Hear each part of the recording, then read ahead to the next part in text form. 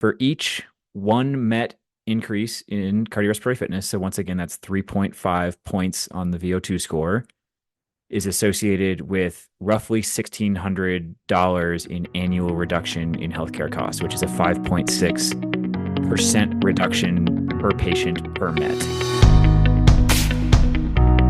Team, welcome back to another week here at the Mops and Mo's podcast corner with Drew and Alex, and only Drew and Alex. It's just the two of us this week. We are going to be talking about, I'm assuming the title of the episode hints at, the importance of assessing cardiorespiratory fitness in medicine effectively. I don't know how you want to, if you want to expand on that. I mean, I think we're about to expand on that with like the whole episode. That's a good point. Um, Team, before we kicked off, Alex alluded to the fact that, well, I don't want to put words in your mouth, but you've made nutritional changes.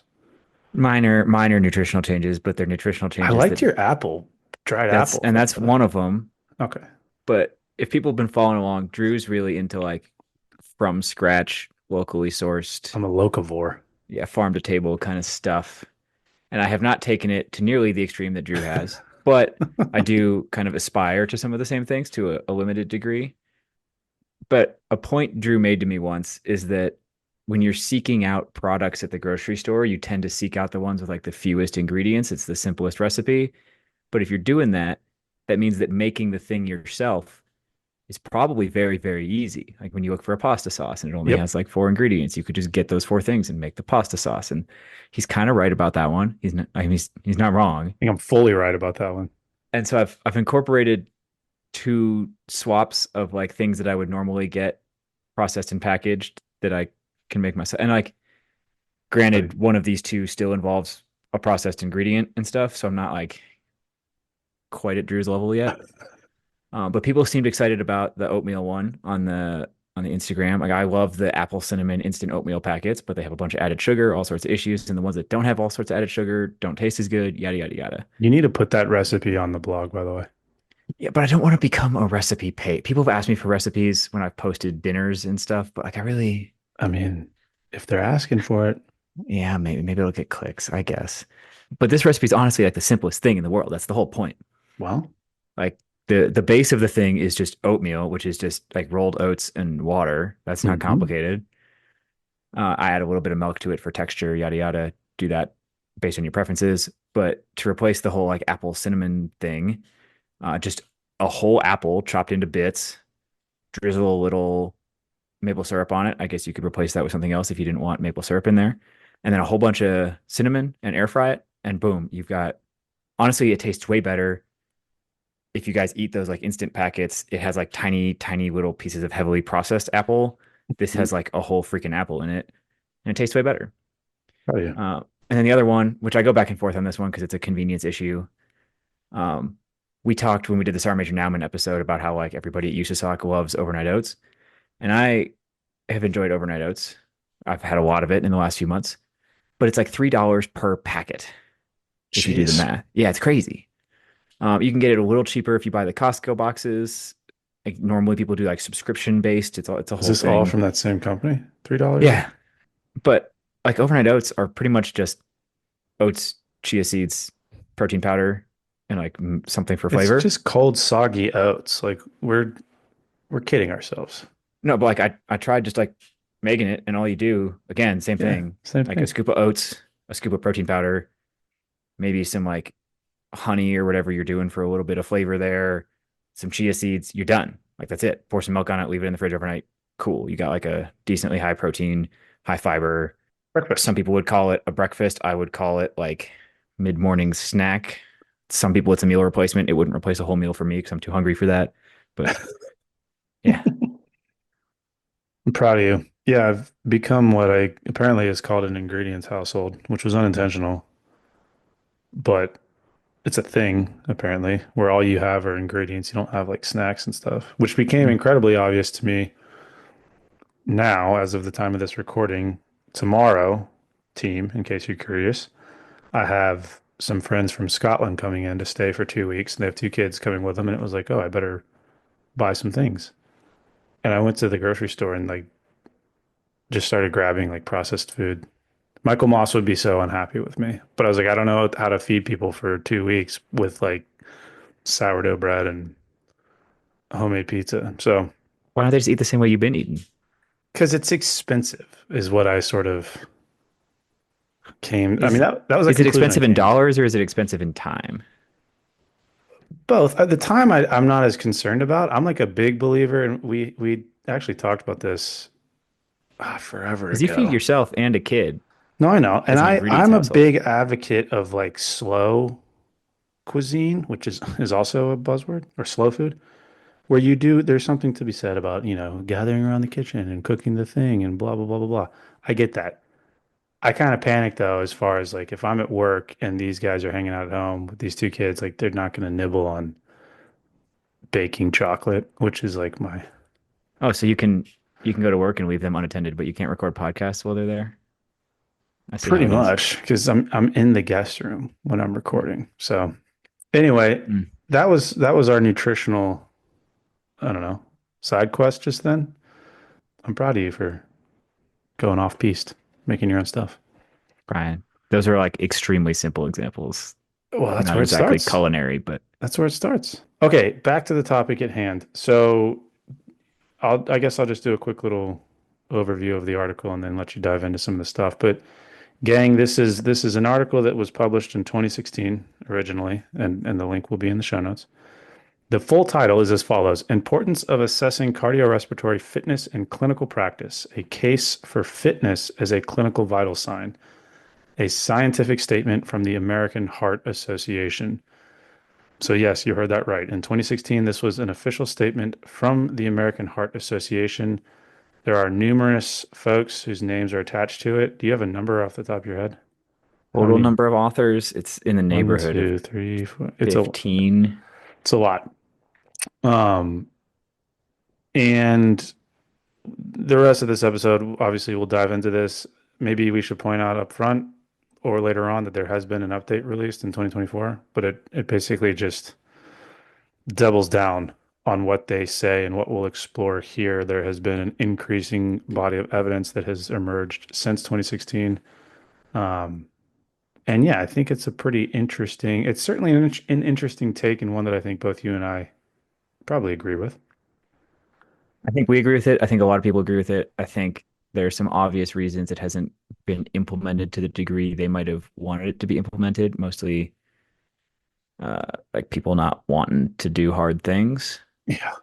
But but I think we will cover that in a second. I think before we dive into the article itself, it's important because they're arguing to make cardiorespiratory fitness or realistically VO2 max a Mhm. vital sign. And before we can talk about whether it belongs in there, we probably have to talk Talk about about. what vital signs are Mhm. in the first place. So traditionally speaking, there are four primary vital signs: body temperature, blood pressure, heart rate, and respiratory rate. Those are kind of the core ones. Those are the things you're going to see on a monitor if you're in the ER, stuff like that. It's what you do when you go in to see the doctor. Yep. They measure those four things. Now, at least for the US, and this varies country to country, and it also varies within the US by like providing bodies and insurance agencies and all sorts of different things have votes in this. But in addition to those kind of acute vital signs, providers are in many cases required to document a few others. Those tend to include height, weight, and as a result of height and weight, body mass index. So those often also get recorded. And then there are a few others that are less consistent. Um, it would take us a whole episode to talk about it, but in some cases, pain is treated as a vital sign.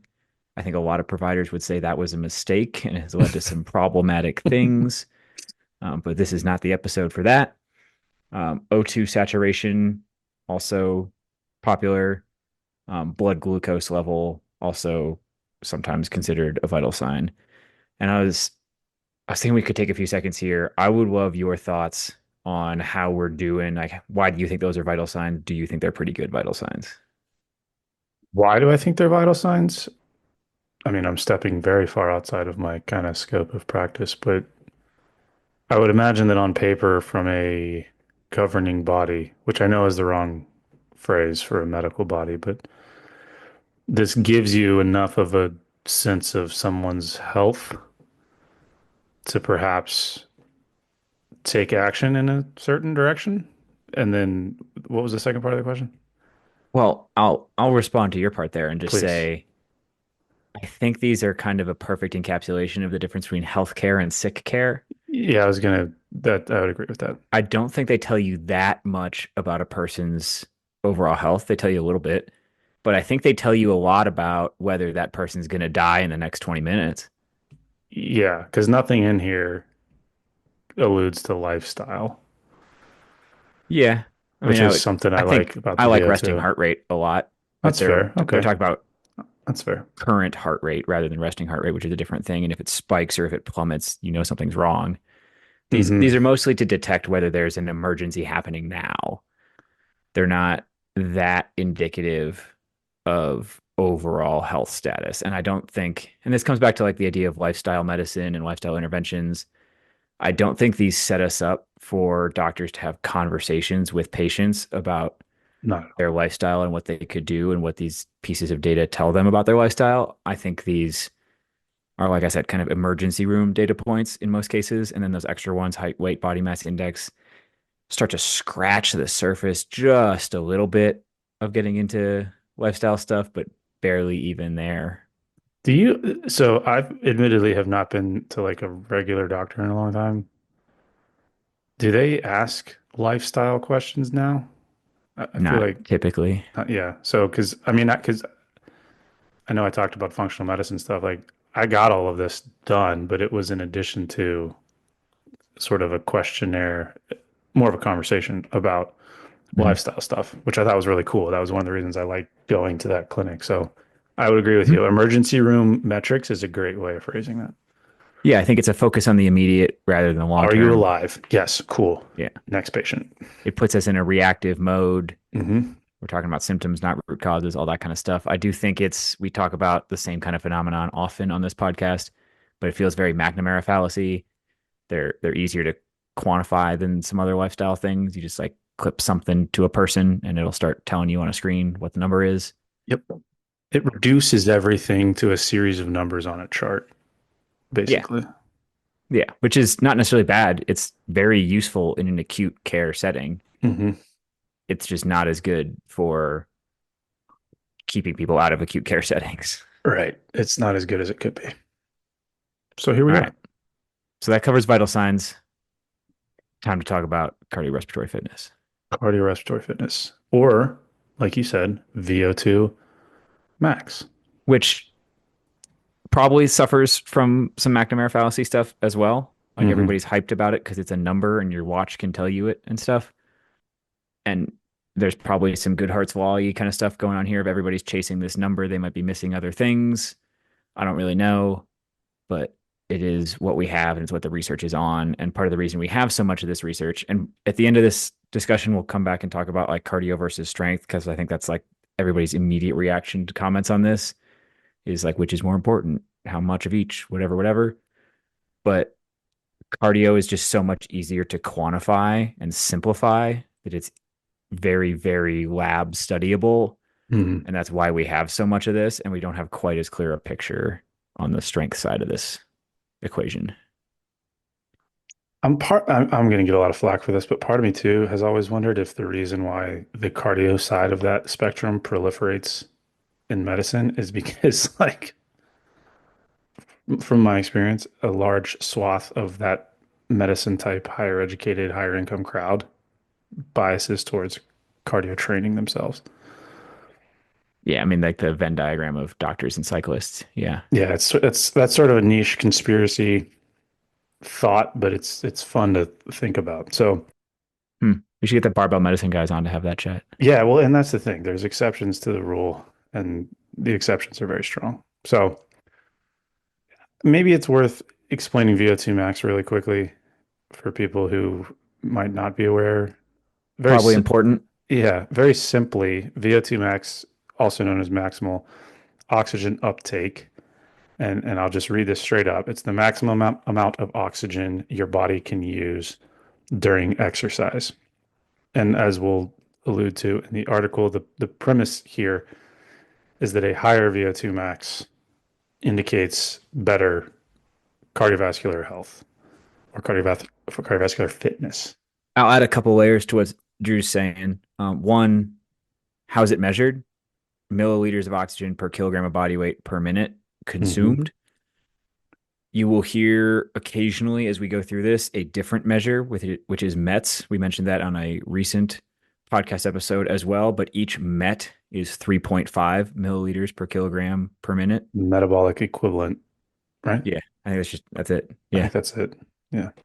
And then without spinning off into another giant rabbit hole, this is also something we've discussed multiple times on the podcast, but kind of three contributing factors to VO2 max. One, your ability to like intake oxygen. So that's lung capacity in alveoli, getting it to your blood. Then your Hmm. ability to transport oxygen. So that's it has Blood vessel health. yeah, blood vessels, heart muscle blockages, all those things contribute to transport.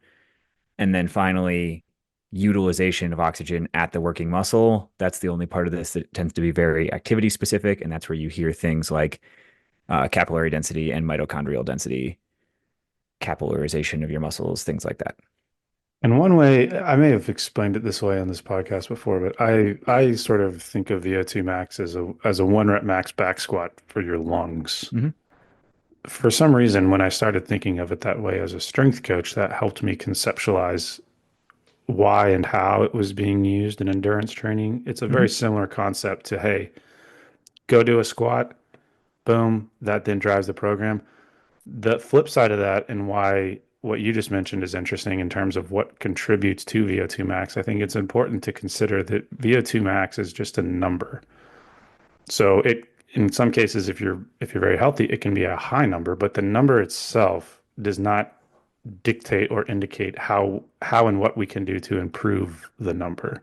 Mm-hmm. Similarly, if somebody squats 315 pounds, that number itself doesn't dictate how we improve that. We have to dive a little bit deeper and look at, could they not do 320 because their back gave out or their knees caved or blah, blah, blah, blah, blah. So I say all that because I think the intricacies of VO2 max are one of the reasons why it's kind of cool to think about it as a vital sign. I agree. And what the authors would say in terms of why it's cool to think about it as a vital sign is that based on all the data they reviewed, it is arguably, and comparing units to each other gets difficult because you measure things in different units. You can't compare them directly. So they use the word potentially, but cardiorespiratory fitness is potentially a stronger predictor of mortality than established risk factors like smoking, hypertension, high cholesterol, and type 2 diabetes.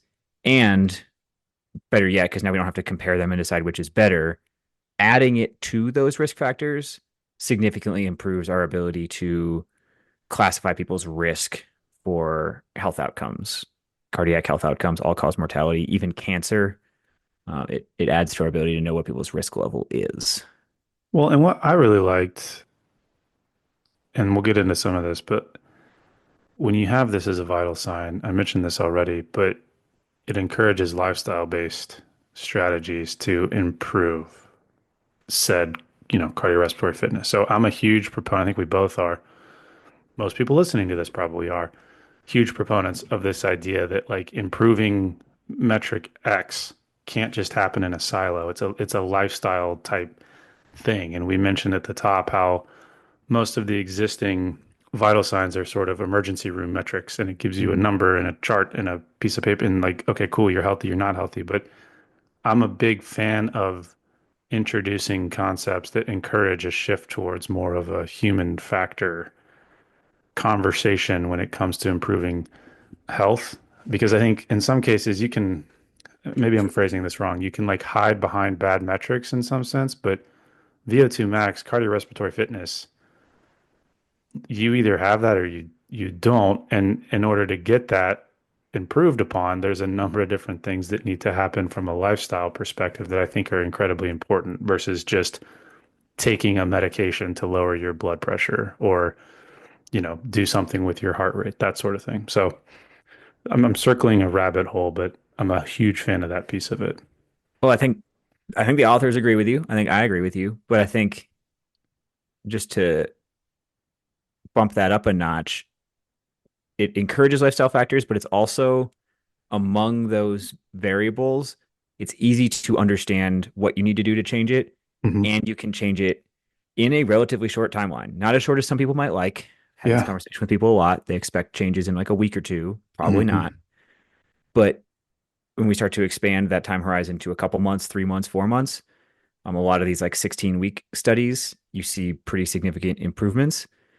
And it doesn't take that much improvement to see a dramatic change in outcomes. Like most things with lifestyle behavior, going from none to some is where the bulk of the benefit comes from. And then you see diminishing returns after that, where like, yes, getting better is still good for you, but it doesn't make as big a percentage difference as going from like the bottom 10% to the next 10% bracket or something like that. To put numbers to that, I said we'd mix up units in here, but each one met higher cardiorespiratory fitness. So an improvement of 3.5 on your VO2 is associated with, depending on the study you look at, somewhere between a 10 and 25% improvement in survival rates, which is pretty Which significant. which implies the opposite being true as well. Yes. Which is to say that a 1 minute decrease increases your chance of dying, I guess, not surviving. And this is a pretty good chance to talk about every time you hear about VO2, you hear that it declines with age. And that is true if you don't intervene at all. I was gonna say Uh, true-ish. yeah, and the curve gets steeper as you go. So after your 20s, you might start to see, I mean, after your 30s, probably. I don't know when, like, without exercise, people start to decline because you can stave that off for a while with exercise. Hmm. But early on, as you age, the decline is like 5% per decade. Later, as you age, and it becomes harder and harder to stave it off with exercise, that's when you see declines of like even 20% per decade, which over a decade is not that crazy a change, but the curve does get steeper. But the thing is, that's if you do nothing.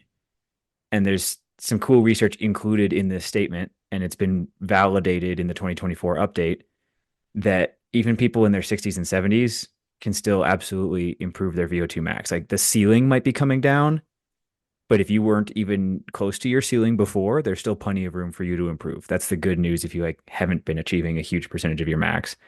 And the cool part of the studies is as a percentage of their baseline where they start, they can improve just as much with similar dosing of exercise as young people. Which, again, not to mention the second and third order benefits of being active, pursuing exercise, et cetera, et cetera, et cetera.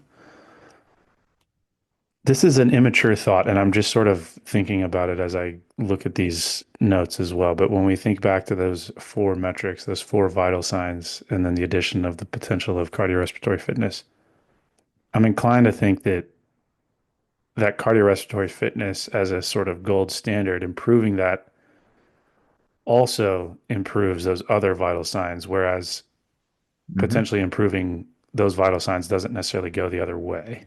That's a fantastic point because we talked about heart rate being one of the vital signs. Hmm. If you want to have a lot more heart rate reserve, you got to lower your resting heart rate. Great Hmm. way to lower your resting heart rate, Cardiorespiratory improve your fitness. cardio. I think to me it goes back. I mean, it's one of those things where cardiorespiratory fitness, you can make it very complicated. And in some regards, this paper sort of does. Or you can kind of do what you just did, talking again about the role that oxygen uptake, delivery, utilization all impact VO2 max. And the more you think about that, the more you really kind of recognize that when we talk about lifespan and decreasing the fall off of that curve that you just mentioned, really what it boils down to is your body's ability to play around with oxygen. And if you provide for your body more tools and maybe the way to phrase this is like better seasoned tools to play with said oxygen, you tend to live longer better. And I think we'll get into some of that when we talk about strength in this as well. And I've heard it phrased as like, cardiorespiratory fitness is great for lifespan, strength is great for health span. Like you can get into weird nuances like that. But I think for me at least, it boils down to The longer you can maintain and improve your body's ability to function with oxygen, the less likely you are to die a miserable death. Well, so there's a point that I was probably going to say for later. I'll make it now. I'll include a link in the show notes to this, and I'll probably end up posting it on the social media. But there's a popular graph that shows the decline as you age, and ACSM included this a few years ago. They layer on top of that like certain activities and how much oxygen they require to do. For example, like run 10 miles per hour, which is a 6 minute mile pace. That's really fast. You have to be young and fit to achieve something like that. Mhm. Run 6 miles per hour. Well, now we're at a 10-minute mile pace, and that's more achievable. Like a moderately fit middle-aged person or a really fit, much older person could do this, certainly. But then you start getting into things like slowly climbing stairs, even walking at 3 miles per hour. You start to see like the buffer you build when you're younger buys you the ability to pursue those activities longer as you age. And the the piece that comes with that, this gets a little darker. Some people refer to it line of independence. I have heard line of fragility is one I have heard. It occurs. It's different depending on your gender, and people might not 100% agree, but we'll use like the number for men tends to be 18 milliliters of oxygen per kilogram of body weight per minute. Once you drop below that line, activities of daily living are like supramaximal for you. They become like endurance, like It's too interval hard. activities. You have to Too sprint hard. to do it, right? Hmm. And when getting out of bed or getting off the toilet or cooking or gardening or all those things start to become unsustainable activities, you stop being able to live independently. And so that's what a lot of this comes back to. So like, yes, there's the lifespan component of it, but like VO2 contributes to health span as well. Yes, we will Hmm. talk about strength at the end of this, but it plays a role in both. Shall we talk about measuring cardiorespiratory Yeah, because this one fitness? gets into it a little bit. The 2024 update gets into it more. I will Hmm. say I'll hand it to you to talk about the measuring, but before we do that, I've had a lot of conversations with people in the last couple of weeks about this because I was curious about how reliable some of the databases and some of the normative values are. We have a little bit better data in the 2024 update, but it still suffers from the same problem as the 2016 data suffered from, which is that we don't really know average VO2s that well.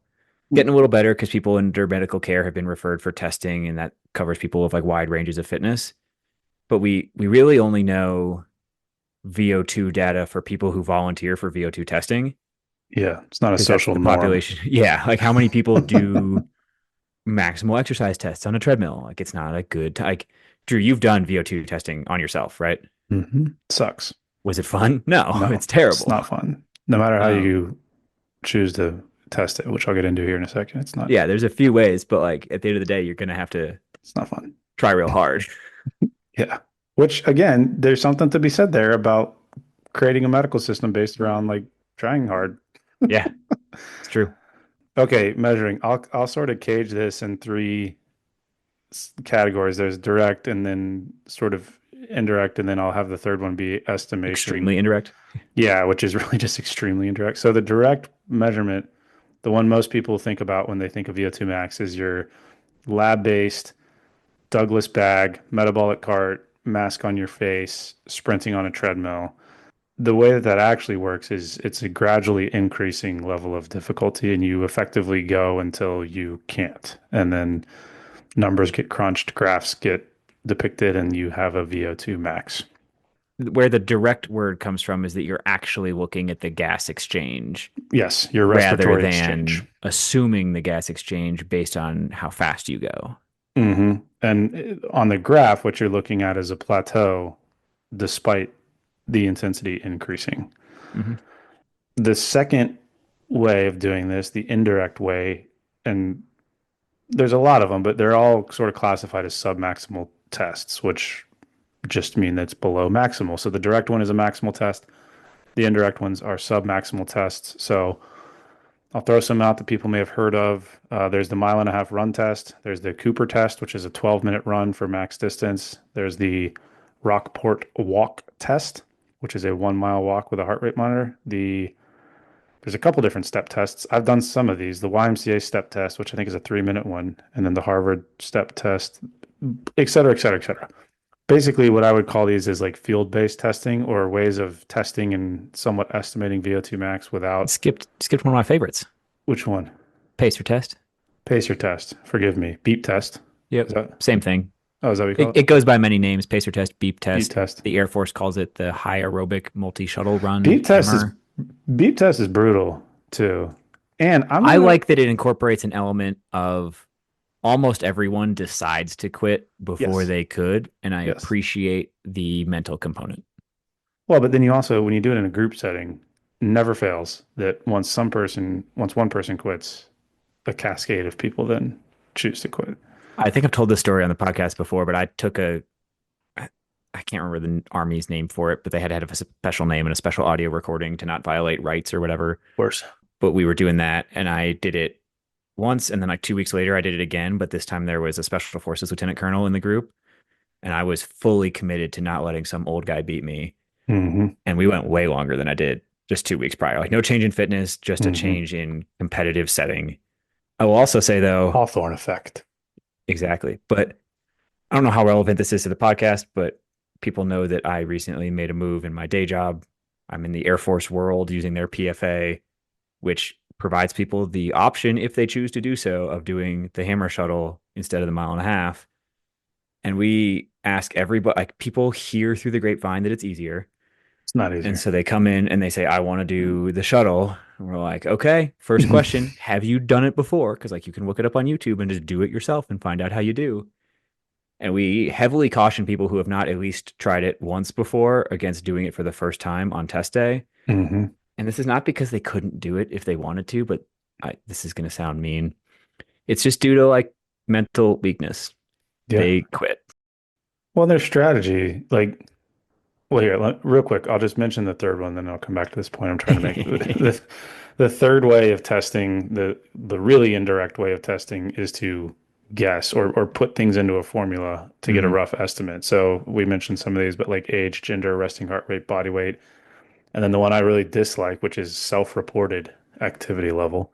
It includes Um, self-reported activity level. Some of the ones I've seen that get more and more valid is like asking people how hard they would find some example activities, that's fair. which is like functional capacity screening. Hmm. This is something that the 2024 follow-up piece dug into a little more.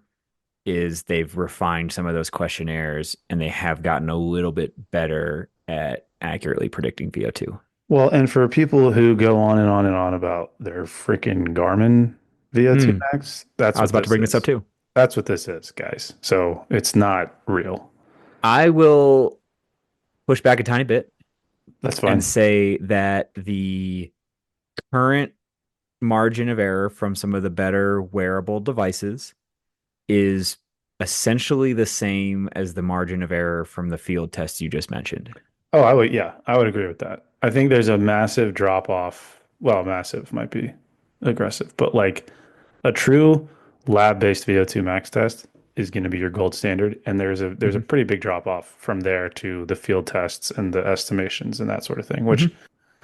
kind of goes back to the point I was going to make before I went back to the third point, which is in my experience conducting VO2 max tests for a large swath of people of all different levels, the first one is never really the one that you go with. Even with the lab-based testing, there's an element of familiarity that Mhm. comes with getting on a treadmill in front of people with a mask on, feeling claustrophobic, all of the stuff. Like you have to put somebody through that a couple of times before you get a true indication of what their actual VO2 max is, which is kind of one of the reasons why you would have a hard time including it as a vital sign because, I think about like, sorry if this offends people, but like a 60-year-old soccer mom or soccer dad who's never really exercised before, and all of a sudden they go to the doctor and there's this new protocol where they have to do a VO2 max test. Like,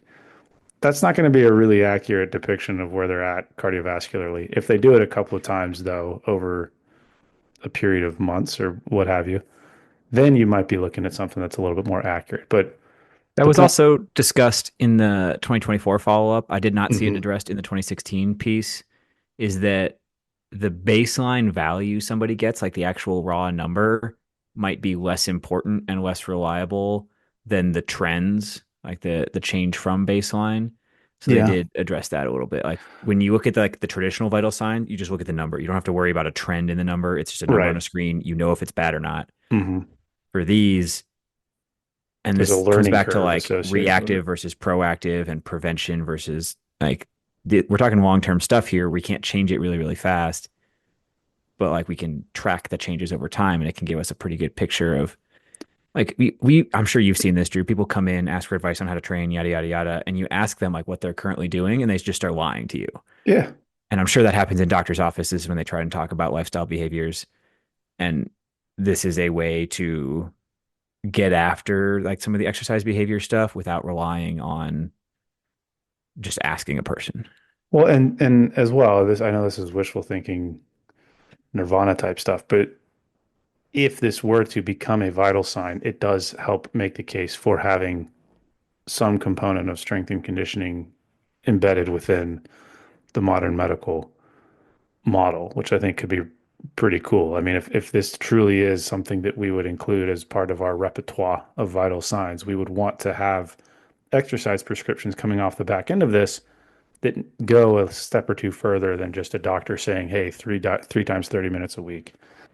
So it sort of forces you into that gym clinic model that I know you and I both love. So we're a little biased, but yeah. So, do you have anything like broad sweeping stuff, or do we go through like, because I think the next few hits here are specific examples of health outcome data, certain threshold numbers people can look for. No, let's go for it. I think one, people saw I posted this on social media a couple days ago in real life time. So by the time this posts, it will be almost a month ago, So around April, something like early that. early April is when this would. But a lot of these studies, interestingly, have actually been done among veterans because the VA has like a captive population of people they can do this stuff with. So a study cited in the 2016 statement was looking at a little over 6,000 US veterans had been referred, some healthy, some unhealthy, like some already had cardiovascular disease, some did not. And they looked at how their cardiorespiratory fitness data predicted all cause mortality over a follow up time of 6 years. And the least fit, so the bottom 20% for cardiorespiratory fitness were 4 times more likely to die during that 6 year follow up period than the top 20%. And I mentioned this before, but I think it's important. More than half of the reduction in mortality comes just from moving from the bottom 20% to the next lowest 20%. So that's that diminishing returns curve that we see. And of course, we would advocate people moving into the middle or the top 20%, right? But you can you can make some really big gains right off the bat by just getting active at all. All right. Drew's just nodding, so I'll continue. Um, Okay. Yes. the next part comes back to something I complained about earlier, which is like we don't really know what decent values are. The 2016 piece said that the median for women was 35 and the median for men was 44. My personal hunch, and I know that like my sample size is skewed because the people I tend to see are the people who are struggling with this, but I think those numbers are a little higher than where society is actually at right now. I don't know about you. You're saying these 35 and 44 I think skew that high? I think the median might actually be Oh, lower than that. absolutely. Yeah. Like you're not getting the bottom half, maybe, of people. Yeah, I think they would skew. Men might be like sub 40.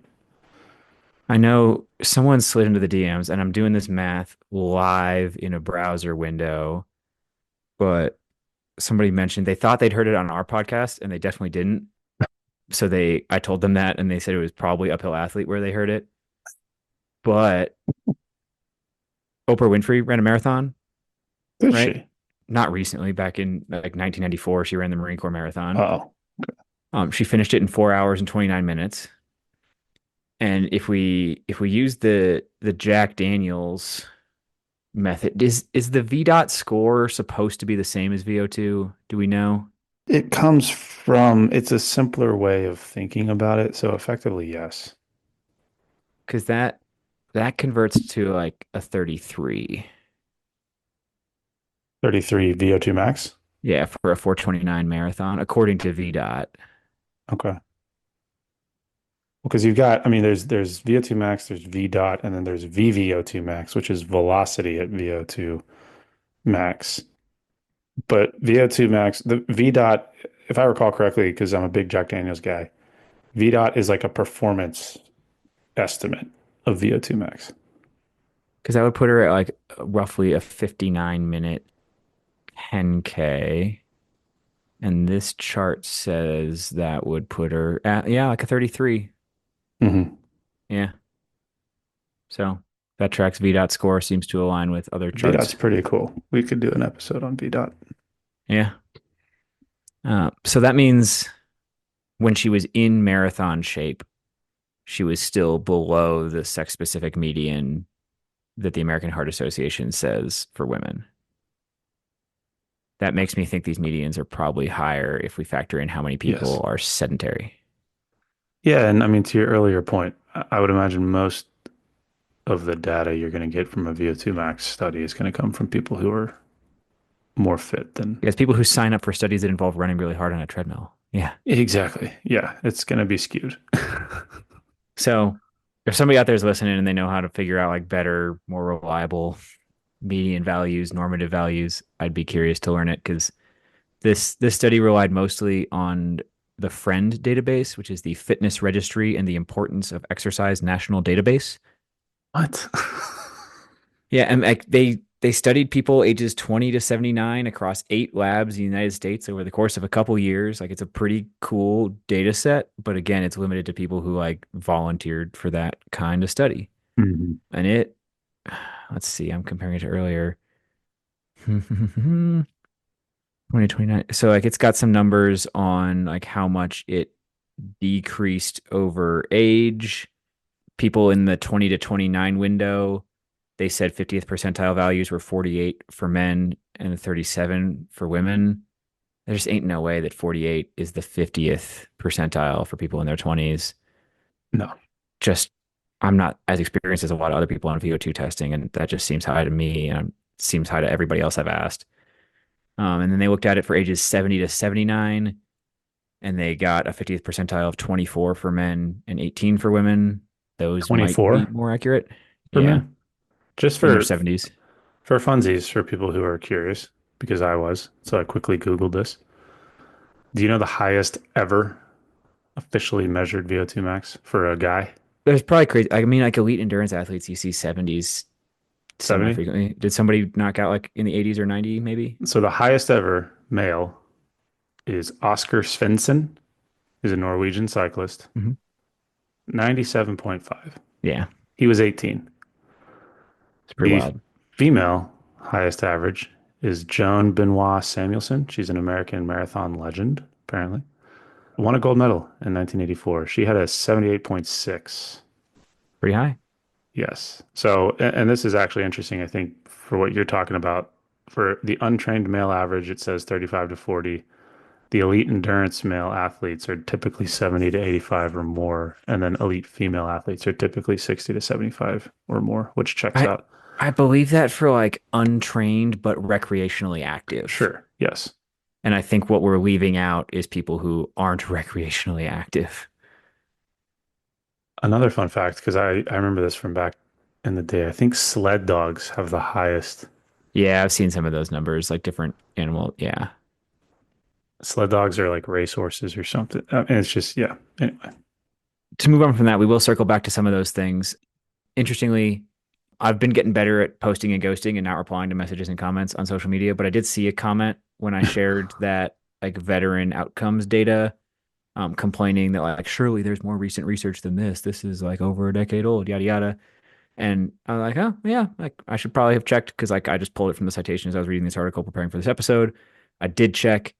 Um, there have been updates. VA seems to like studying this stuff among veterans. So they've done like larger and larger cohorts over longer and longer periods of time. Interestingly, and this is something researchers go on and on about replication crisis kind of stuff.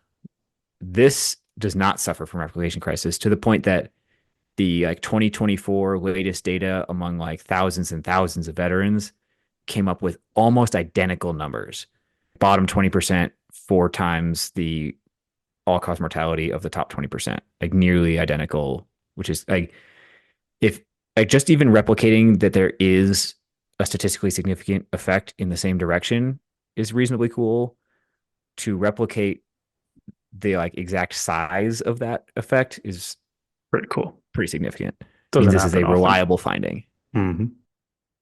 Other stuff that's useful, it's like kind of easy to assume that cardiorespiratory fitness would improve outcomes on things like cardiovascular disease. Mm. But cardiorespiratory fitness actually improves outcomes on all sorts of things. Reduced risk of aneurysms, better outcomes from like lung cancer removal, better Better outcomes from surgical outcomes. gastrointestinal surgeries. Yeah, like surgical Hmm. outcomes of all kinds are Better improved by marriage, bedding habit. better Yep. finances, better sleep, There you go. better nutrition. One that was wild to me, patients who are getting heart surgery, coronary artery bypass surgery stuff are often in the hospital well before the actual surgery. Just having those folks do a little bit of cardio in the waiting period where they're already checked into the hospital getting ready for surgery, just doing a little cardio during that window reduced complications and led to shorter post surgical stays in the hospital. That's pretty cool. Do they Yeah. just set up like treadmills in the waiting room? I'm guessing it's bikes, and I'm guessing it's because they're in like a cardiac ward. They like move them to like the ex-phys area because you usually have physiologists on those wards. That's such a cool, like somebody sat there and thought, man, I wonder what would happen if we set these guys on bikes while they're waiting. Yeah, That's pretty cool. it's Huh. crazy. There you go. All right. What else? Dosing guidelines. Should we Hmm. talk about like what to actually do? I Um, mean, yeah, it should come as no surprise to folks like the quintessential zone two training, uh, well, that's ish. a source of some friction in this stuff, Of right? course, of course. First of all, we should say this is a review of an article. We should say what the article says, and then we should dive into our own thoughts on the topic. What does the article actually say? Three or more times per week. That's true for everybody at basically every level. Now, how hard you work does vary based on how fit you currently are. If somebody's sedentary, you probably shouldn't have them jump in the deep end. Oh, also, they say 30 plus minutes per session. That's kind of what we have said a lot in terms of baseline cardio volume to start building is 30 more at least minutes. 2 to 3, but preferably three or more times per week, Hmm. at least 20 to 30 minutes, but preferably 30 plus minutes. That's like exactly what we've said. And then they said for the article, 55 to 75% of heart rate max for less fit folks. But if you're already more fit, 70 plus percent of your heart rate max. So that violates a little bit of what Drew said. Yeah, I don't know about that. So this is people who listen to like Peter Attia will have heard him talk about this. The like latest craze is the Norwegian 4x4 thing. He'll say you have to do like intervals that are 3 to 8 minutes long. If it's an intensity that you can sustain longer than 8 minutes, you're not really making like a meaningful impact on your VO2. This comes back to Drew's point that the VO2 is just the one rep max. Hmm. I'll use Peter Attia's analogy and then I'll let Drew do his preferred analogy. Peter Attia talks about cardio is a pyramid. VO2 is Ah, how tall the pyramid is. And then the like low intensity steady state or your zone two or whatever you want to call it is how wide it is. If you build too high without a wide enough base, you don't have a pyramid, it's going to fall down. Drew prefers the sandcastle analogy. sandcastle I'll give it analogy. to him for that one. Yeah, and full credit to Uphill Athlete for this one. This might actually be worth, maybe this is a note to self, maybe a Mops and Mo's specific rewrite for our audience. But Nice. yeah, but again, truthfully, I would be stealing original work from Uphill Athlete. So the sandcastle concept basically is that you've got similar to Peter Attia, you've got your two classifications, your endurance stuff and your intensity stuff. Uh, your endurance your endurance work is your sand. So this is your slow twitch, low intensity. It piles up slowly. You have to have more and more volume to make it higher and higher and higher. And I would agree with what Peter Attia says in that to have a broad and a large aerobic capacity, you need a lot of sand. In order to have a big sand castle, you need a lot of sand. But where maybe it's a little bit different and where I might differ from Peter Attia in as much as I'm allowed to. The water component of this is your intensity. So for folks that have built a sandcastle, hopefully everyone listening has built a sandcastle. You need a combination of water and sand.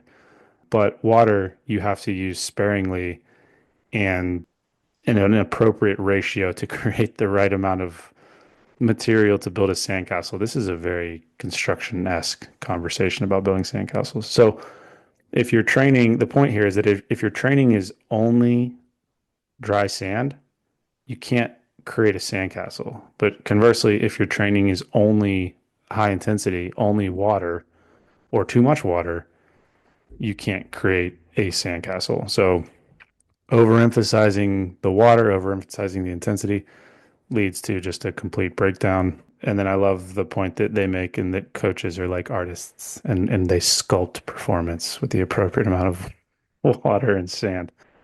So in saying all that, I think where I would differ in opinion from this idea of 70% plus of your heart rate max if you have more fitness, I mean, sure, you can you can operate at a higher percentage of your heart rate max, but that should not necessarily be done in lieu of a large amount of zone two basic aerobic building. Like that never goes away as far as I'm concerned. That's kind of my coaching philosophy. Other people might disagree. I'll put you on the spot for a second. If we're Please. talking not about athletes training for performance goals, but we're talking just about like the audience this paper's talking about, which is average person just looking for health, that kind of stuff. And it's somebody who's just not doing cardio at all. What's that ratio look like? Because I err on the side of if you're not going to do much at all, better to make it probably a little bit higher intensity with the limited amount of time you're going to invest. But I think you have a slightly Yeah, different see, I approach think than I I would do. disagree. I think what I would instead advocate for, and I think about this, you know, bless her heart if she's listening. I think about this in terms of like my mom. And granted, my mom is pretty fit for her age, but that kind of population, if those folks came to me for coaching and they're like, hey, I don't do much, what should that look like? I hear the argument that you make about not having much time, ipso facto, hit it hard. What I would instead say is fill the time that you have with that lower intensity work, but within that lower intensity work, intersperse like some bursts of high speed, like sprint to the next telephone pole and then go back to the jogging. And I think about that less from the physiological argument and more from like the realistic argument, which is to say that if you have somebody who comes to you and the facts on the table indicate that they don't do really much training at all and they also don't have much time, if I throw them on the track and have them doing high intensity intervals, one, they're going to be sore as shit. Two, it's not going to feel good. Three, they're going to like, there's just so many things there that are going to take them away from sustainable improvement versus if we start low and slow. And then over time, it's like, hey, man, you got 3 half-hour sessions in this week. That's awesome. Next time, like I said just now, sprint every other telephone pole. And Mhm. and now you're setting the foundation for some higher intensity stuff. So that's what I would say. I think that's fair. I'm shocked that we got this deep in the episode without me doing this yet. Do you know your VO2 max right I have now? no idea what it Estimated? is. Nope. Do you wear like a Garmin or anything that tells you? No, people that know me, I have switched away from my Garmin towards a pink shark watch. Damn. Shark watches are sick. For people that don't know, shameless plug, shark watch. There are other watches out there. Shark watches What are sick. what is a shark You ever watch? seen one of those? Google shark watch. I'm picturing like a kid's. It's basically what it looks like. Oh, It's yeah. No, freestyle it's watch. it's kind of what I was picturing. Yeah, I let my 4-year-old pick the one out that I wear, and it's pink and blue. I see exactly that one. It's one of the top Google results. Yeah, Yeah. exactly. So reason for that, I moved away. This is like a random aside, but we've talked about my quest to have a dumb iPhone. Part of that was to also have a dumb watch, and I just got kind of sick of having so much data. And I also think, I mean, man, this could spiral pretty quickly, but like I don't think the average person really needs to give too many shits about their data. Like just go and No, we have are fun. too deep in the weeds. That is a true statement I know, of I know. like So get a shark watch. this whole episode is pretty McNamara fallacy kind of stuff of like Yeah. over focusing on numbers. Because you'll see somebody, and I'm not going to name names, but I have some faces in my head of like, on a Friday I went out and did like a run, and then I'm analyzing my phone, and like basically what you get to is this world, and people may laugh, but this happens. Folks think that their run like doesn't count if it doesn't get Yeah. loaded to Strava. It's like, dude, Strava is just LinkedIn for people that are active. Like it's just virtue signaling and apparently a way to like track people and harass them. But Well, I don't anyway, know if like the audience will find this helpful or not. I know for sure that Emily can hear me right now because she's downstairs and she'll find it funny that I'm about to go through all this. But me being the nerd that I am, like tracking my VO2 max constantly based on Garmin estimates and stuff. When we first started dating, I knew she was a runner. I asked about it. She's like, "What is it? I don't know what it is. I don't care." She like talks about it now a little bit just because she's lived with me and dealt with me. But like as soon as she checked it, it was like easily 10 points higher than mine. yeah. Like I think at the time she might have been at a VO2 max of like 60, Choof. might have been higher than that. But I do think this supports your overall argument of like getting too caught up in the numbers. Hmm. I don't think she's ever spent a second wondering about percentage of low intensity versus percentage of high intensity. She doesn't really do interval sessions. She just like runs a fair amount and she's much, much faster than me and has a higher VO2 max than me. Yeah. Like Well, she just goes for runs and like has weekly mileage goals and that's it. and I can get like metrics like that make sense to me, weekly mileage and that sort of thing. But what's funny is that you'll see folks obsess over their numbers while also sticking to a program that they found online. And it's like, well, your numbers are meant to dictate your training. Yeah. If you're not doing anything, and I'm being kind of intentionally cynical. Like it's cool to see your stuff. I get that. But it's also okay to just go out and run around in the woods for a little bit and come back and make a smoothie. Yeah. People talk a lot about like paleo-y stuff and trying to like imitate our ancestors who were healthier and fitter than we Yeah, you were. can't do that if you look like Radio Shack out in the Yeah, woods. I promise they weren't thinking about any of this stuff. They were just like doing hard things kind of frequently. Yeah. Not because they wanted to, because they had to. Like And the humans have only always been reason, lazy. I don't know, we're sort of going off on it, but I think why, because I went through a time where I really was into the data, and there's something to be said for the data, but I think pursuing the data leads you to sort of the Peter Attia conversations of like, oh, if you're not doing from 4 to 8 minutes 6 times, and like, fuck you, you're an idiot. It's like, come on, dude. Yeah. We would all just benefit from going out for a run and occasionally run fast and then sometimes run slow. And if there's a hill, Yeah. run up it. Like, that's it. Yeah. That is really it. Oh man, we need to change topics because Should we get back on the rails for a we'll do second? this for 2 hours. This has spiraled slightly. I think we have at We're this point touched on proselytizing now. I think we've touched on most of the key points in the original 2016 statement. I do want to take a quick second to address the 2024 update. Again, I don't know who this was. Somebody commented on the social media post and pointed out that there was an update. I'm not sure if it's like 100% fair to call it like an official update because it was not like an American Heart Association statement like the 2016 one was, but they titled it as though it's an update to it. And four of the five authors were among the authors of the 2016 statement, including the chair of the committee, who was the first author on both publications. So I think it's fair to say It's an update. it's a pretty direct I update. mean, they literally titled it Update to the 2016 American Yeah, Heart it Association. didn't get published in circulation the way the first one did, and it doesn't Sure. have like AHA stuff on it the way the Yes. first one did. But like, what does the update bring to the table? The reason they did it is because literally thousands of relevant publications came out in the intervening 8 years there.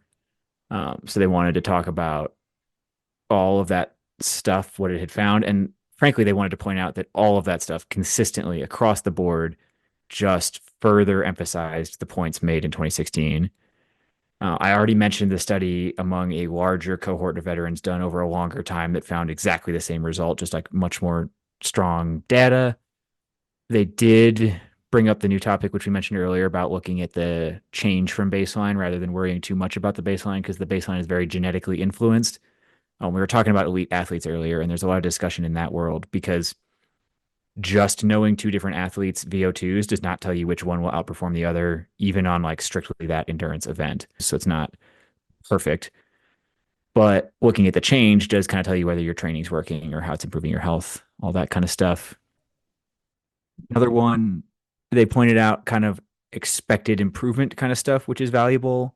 Hmm. With the recommended dosing we mentioned before, the like 3 times per week, 30 plus minutes per session at those percentages, they say to expect a 1 MET increase over 16 weeks of consistent training.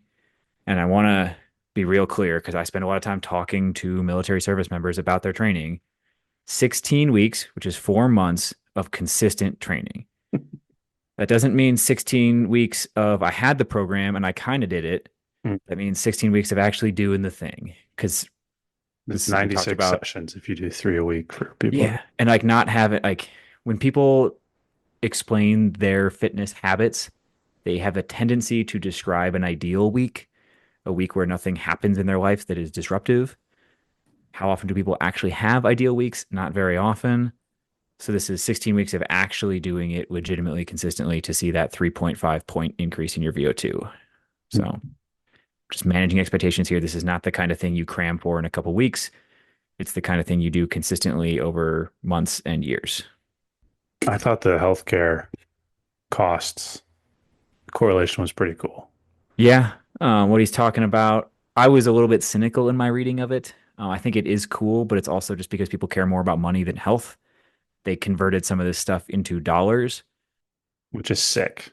Which you say that. I mean, what's interesting is that that is exactly what the military is expecting from embedded human It performance. is. It Convert this is. to dollars for me. Yeah, it's annoying, but that's the world we live in. That's what they want. The money stuff was done among a veteran population. Once again, we're back at the VA. They have the ability to do some of these things. 10,000 subjects. Yeah. And for each 1 MET increase in cardiorespiratory fitness, so once again, that's 3.5 points on the VO2 score, is associated with roughly $1,600 in annual reduction in healthcare costs, which is a 5.6% Per patient. reduction per patient per MET. And if you look at it in quartiles, so like 25% cut lines, moving from the bottom quarter to the next quarter to the next quarter, like each move from the lowest quartile to the next quartile is like a $4,000 annual cost reduction.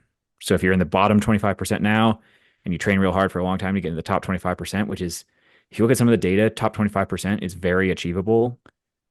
We're talking like $12,000 annual cost reduction for you in medical costs. Well, and I just some quick back of the napkin math. If we take that 1592 number, if we had 1 million Americans, if we use this as if we use cardiorespiratory fitness as a vital sign, and 1 million Americans, which is not that many, improved 1 MET, we would save $1.6 billion. Mm-hmm.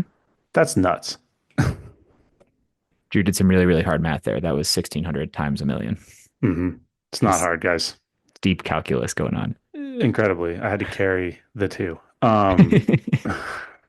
But point being, and again, the reason I sort of thought that was an interesting point that they made an interesting study was that when we talk about embedded human performance, you can do the dance with all the metrics, but ultimately what they give a shit about is how much money are you saving? And that's a very direct example of how you could potentially do that. So anyway, Final takeaway, I think, from the 2024 update was that they spent more time acknowledging like realistic clinical setting type issues. How easy or hard is it to implement these kinds of things? That led them back to the topic of the questionnaire based rather than exercise based testing.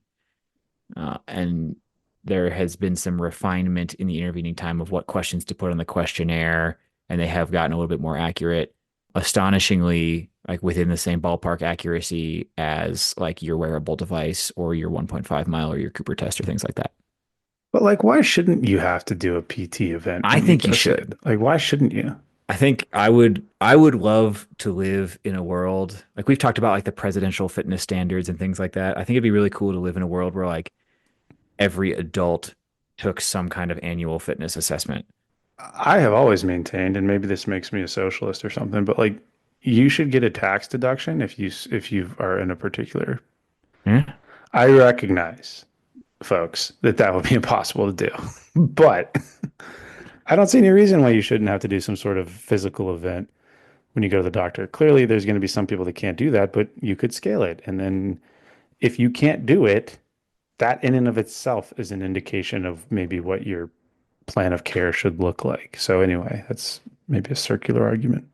I got a question for you because we're reaching closing time for the episode, and we have not even touched on Closing time. the strength versus cardio stuff. Do we want to Yeah. address it real briefly? Do we want to entirely push that to another We episode? What do you could want to do do? it briefly and then tease like a future Sure. episode. This could be us challenging ourselves to follow up. Do you want to hit some hot takes? You want me to? Go for it. You proposed it. You hit the takes and then I'll I'll hit some like rapid fire hot takes. One is it's extremely hard to compare cardio to strength because both the outcomes and the training are not measured in the same units, right? Cardio is very easy to quantify how much you're doing. Strength, if you say like an hour of strength training, that means different things to different people. hmm. Yes, you could switch to like number of sets or total volume or things like that. But again, we're talking about comparing units that aren't directly comparable. So it becomes really hard to stack these things next to each other. That said, I think it's a pretty clear general consensus among professionals in this space. There's no reason to pick one or the other. You should do both. Hmm. If you were in some artificial scenario where you had to pick one, I think cardio comes out a little bit stronger, but that might just be because it's easier to quantify and easier to study. Many studies have found kind of more is always better with cardio, with exceptions for the extremes of like professional athletes. There might be a little bit of a J-shaped curve phenomenon going there where it can be a little bit harmful to health if you take it to like a ridiculous extreme. But studies consistently find that J-shaped curve in the strength world. There is such a thing as strong enough, and going too far down that road, which is not as far down as people think, can come with like making sacrifices in terms of health, not just gains. Correct. Yes, there's the lifespan versus health span thing. You're probably going to talk about that, so I'll leave that to you. I will say that if you had to pick like a perfect amount of each, how would you dose them in relationship to each other? I think it's probably 2 to 3 sessions a week of reasonable strength training, and then like kind of as much cardio as you can squeeze into your schedule is the loose Hmm. dosing that I would recommend. But realistically, it's more about what you enjoy and like finding a goal that you enjoy pursuing and training in whatever way supports that. Because this is not a game of like perfect optimization. It's a game of what actually works in your life. And I'll also say one of my biggest frustrations with some of the studies on strength training's outcomes for health and longevity is that they try to look at the same health outcomes as the cardio studies. And I wouldn't expect a ton of strength training to really impact cardiovascular disease that much. I would want to look at things like bone stress injuries, musculoskeletal, other kinds of injuries, maybe balance outcomes, likelihood of falling. Hmm. There's just other outcomes I would look at, and a lot of these studies seem stuck in the rut of looking at the same outcomes that the cardio studies look at. I like the question you posed in the notes about what would you choose? Like, what would your assessment be? Yeah, like if like VO2 max is clearly the assessment for cardiorespiratory fitness. Hmm. What is if we wanted to make strength a vital sign? What is that? What do we test? I have two, a push up and a box jump. Interesting. I think a push up, I mean, you could go, I think what we all want to say is like, oh, a deadlift and a pull up, but I'm Yeah. again trying to picture like the 50, 60-year-old. I think the ability to do a push up says a lot with a little. And the box jump, and I'm not talking about like a 30 inch, I'm talking about jumping from level A to level B. It encapsulates lower body strength, it encapsulates power production, it encapsulates vitality in some sense, vital sign. But I think it's one of those things, and I'm going to butcher the phrasing of this, but you'll hear sometimes like you should sprint for as long as you can, not distance wise, but just a number of years. Like the longer you can jump and sprint, the more likely you are to have a health span, lifespan conversation. So, I think I saw, Those would be kind of cool to measure. I think this was Mackers posted it today that like after the age of 30, only 5% of people like ever sprint again. Maybe it was him. No, I saw something somewhere that was like, has your kid ever seen you run at full speed? Yeah, that was a good one. That was JD Mata posted that one. Yeah. I was like, Yeah. man, Well, his question was he did it the other way around. Like, have you ever seen your parents sprint? yeah, exactly. Which I think is a And really interesting question. I saw that, and I think it was that day. Like my daughter Edie saw me run full speed. I was like, "You Yeah. fucking watch. Here I Yeah. go." But it's a great point. I think it's a great. It's one of those cool little, I don't know, platisms that I'll offer a slight pushback on your choice of assessments. please. And I think we'll save further discussion of this for Yes, this whole episode on strength versus I'll hit cardio. lifespan, health span, and then we'll close.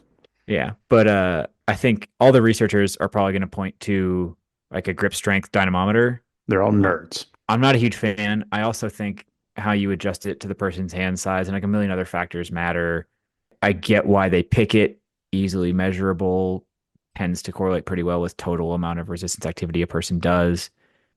My suggestion is a sled push. I think it's reasonably safe. I think it's pretty easy to set up. And I will tell you, I remember walking in. I was actually flex here. I was going to speak at the War College, but my great uncle lives very close to where the War College is. And so I popped in to visit him, and we had like somewhat intentionally coordinated it because he was at this clinic he thought was really cool. It was three businesses, all owned by the same person. One was a traditional physical therapy medical style clinic. Next door to it was something they called the gym clinic. It's where you graduated from clinical. Now you were like training, but still with the guidance of a physical therapist under like the eye of a coach. People in here were like 70s and 80s, a lot of them. And then if you like graduate from that, the other business is like a running and fitness equipment store. Like you can buy shoes and gear and whatever for like Huh? you're off to the races now. He at the time was What's it undergoing called? treatment. Do you know what it's called? I would have to find it. Carlisle, Pennsylvania gym clinic. I don't know. We should interview the owner. Right? We probably should. I bet Uncle Bob would tell me who it is. But like they had him pushing and dragging sleds and doing lat pull downs and like side planks and stuff. Like this guy's in his 80s and they have him getting after it. And I like sleds because you can like reintroduce them really early after lower body injuries. Like almost anybody can do it without a lot of risk of bothering anything. And it gets like a full body component going. Yes, friction based assessments are really hard. You'd have to standardize the surface and the sled, and that Hmm. would suck. So I get why maybe there's like a dynamometer version of a sled push or something we can set up. I don't know. But that would be my choice. I think it's a little bit more functional than like a grip dynamometer. Was it Carlisle Core Fitness and Health Could be. I'll have to ask Uncle Bob. or the Med Gym? I think Med Gym sounds more Med like Gym. what it was. I think what's cool about all of these, there's like a subtext here, which is that in order to have the space, resources, et cetera, to conduct these tests, you have to fundamentally change the way that the medical model looks, like the user experience, which I think is kind of cool. But again, different day, we'll have that conversation. To put a wrap on this really quickly, because we've said it a couple of times, health span versus lifespan. We've mentioned this before. Um, I don't know if Peter Tia necessarily came up with this, but he talks about it. I know in his book he talks about it, but lifespan is simply the duration of your life from when you're born to when you die. That's your lifespan.